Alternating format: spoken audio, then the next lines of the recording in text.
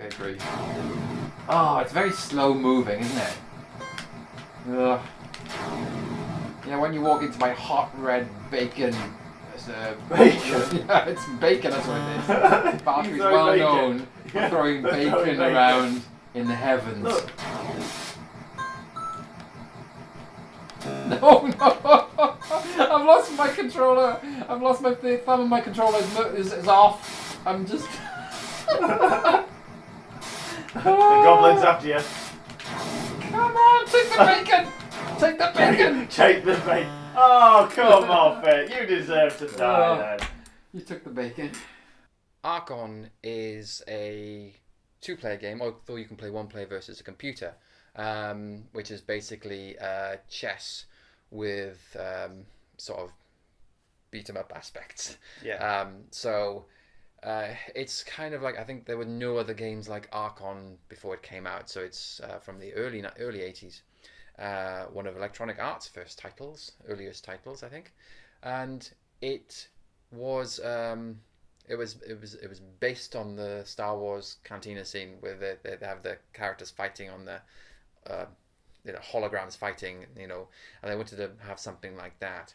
So you've got the board, you have light and dark. They have asymmetric. It's asymmetric in a way. There are a lot of pieces which are very similar to each other, like goblins and knights are extremely similar. Same speed, same thrust.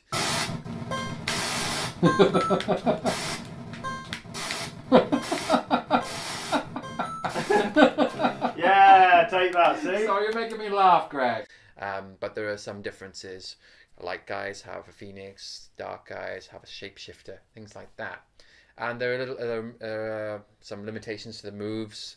Some will fly, you can fly around where you want to, you can move diagonally. Some can only walk on the ground, so obstructed by other pieces. And your objective is either to wipe out the other team, or you can take over all 5 power points. What do points make? I don't know. They don't make prizes, that's for sure. And the colour of the space, and some of them vary, like night and daytime, will give you strength. If you're the light side and it's light, obviously it's better for you. And if you're the dark side and it's light, it's not so good for you, and your health is lower and stuff like that. And there's all sort of stuff to it, like healing. All the pieces can be healed and stuff. So I played this an awful lot when I was younger. I played against the computer a lot, but also played against my father. Mm-hmm. So this is kind of first time for you. So how was it? So the key thing really is that it's ultimately there's the turn-based element, the strategy side of the game, and then there's when 2 units clash, it turns to this real-time arena combat sort of thing. And one of my favourite games on the PlayStation was the Unholy War, because that was a similar sort of turn-based strategy with real-time arena combat. So when you showed me Archon, I was like, this is what I think it's going to be. This is going to be great. And it really was. Oh, this is my sort of game, Joel. This. No, I really like this. I actually found the little characters, even though only a cluster of pixels, they were quite evocative still. And I could tell what they were as well. Like I was like, okay, that's a manticore. That looks like a banshee, and that's a dragon. So yeah, I thought the graphics were actually held up quite nicely for how old it was. But I think the design still endures. I think it still works. Like we had a lot of fun with it, didn't we? Yeah. I mean, granted, I was rubbish at it, but I had my moments. Come on, gobbos. Ow! Oh! Yes! Come on! Yeah! Hey! I love it. It was still tense. Yeah, Still tense. yeah. That's the thing. Because even if you look like you're failing on the strategic side, when it gets to the real time, it's still tense. Chasing the other guy around. You're an archer and you can only fire arrows, and I'm this little goblin running around the bushes trying to club you. It was always funny. It was always funny. It was always tense as well. Come on! I don't want to play anymore! Oh no, getting trapped in the bushes! I like it, goblin trapped in bushes. I think I mean, it has. The controls are awkward when you're doing the fighting, and I think in the past we used to think that was irritating. But having more modern game sensibilities, I see some of that now as more playful. I don't think, I'm not sure if it would have been seen this way at the time, but definitely when we were playing, the way it was like very difficult to do diagonal shots was really it made a lot of suspense. Like, oh, I know he's gonna shoot me diagonally. He's like, it goes down. Ah, oh, phew. Yeah, he failed that one. Oh my god. You're very good at the diagonals, Greg. Good.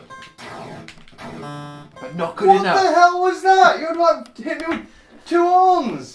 It's so funny that where you can feel like when you're starting to get into a diagonal And into an axis. there's a sudden feel, there's a surge of adrenaline, like, oh no, I've got to move off the diagonal, and you're still keeping the diagonal going. And it's similarly when you come into, you line up with a horizontal or vertical. Alright, Greg, it's time for this to be over, okay? No, it's not. Yeah, it is. No, it's not. It's over. Yes, it's over! We didn't really play for strategy in this game. It was more like it was your first game, so we didn't really have any chance for you to get used to that. So I wasn't playing much strategy either. I just like moved on to the PowerPoints and just went straight for that kind of approach. When you play, when you get used to the game more, you're looking for opportunities to kill off the strong characters when they're in the wrong kind of color. So you teleport straight onto one of the dragons on the light square and stuff like that. And also, there's always this move, like move everybody onto the PowerPoints when it's the middle of the, coming towards your side of the day. And then, oh, it's getting dark, I'll move them all off. Yeah. And this is sort of ebb and flow, but eventually you do have to take the plunge. Right, it's night time. Yes. It's my time. You're my wife now.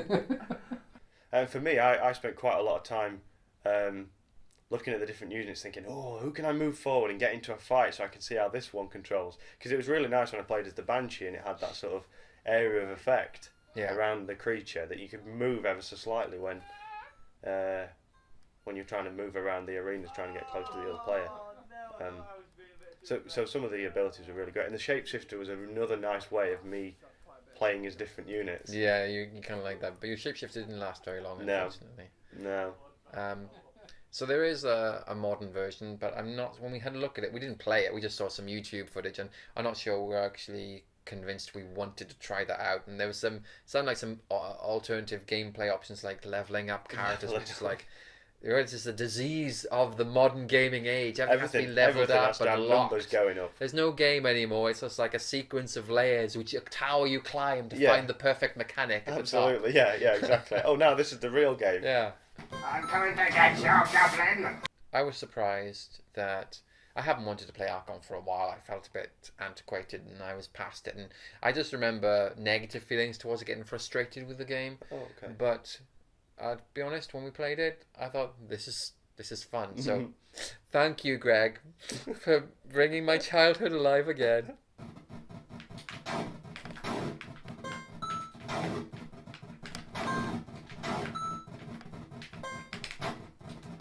Oh, no, don't touch me.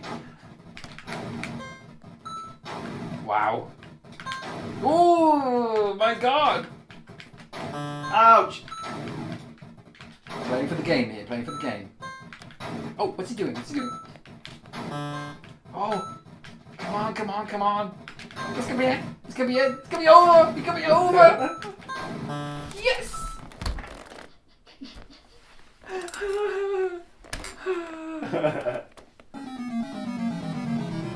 It's about time that evil was defeated. Oh, man.